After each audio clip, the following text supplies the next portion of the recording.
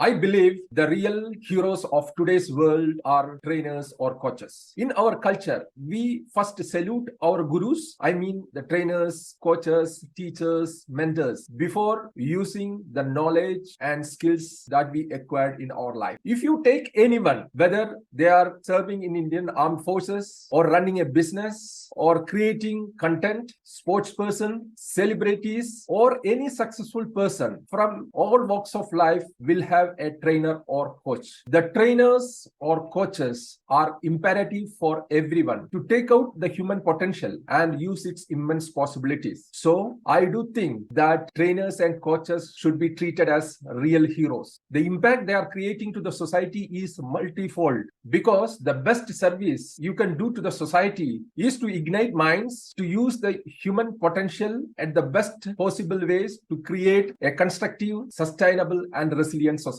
The role of trainers or coaches and their contributions towards the growth of our country is huge. The quality of trainers and teachers determine the quality of that country. In India, from ages, trainers and coaches have played a big role in shaping the nation by setting the right mindset, skill set, knowledge, and work culture. So, trainers and coaches are the agent for the growth of this country. Thank you very much.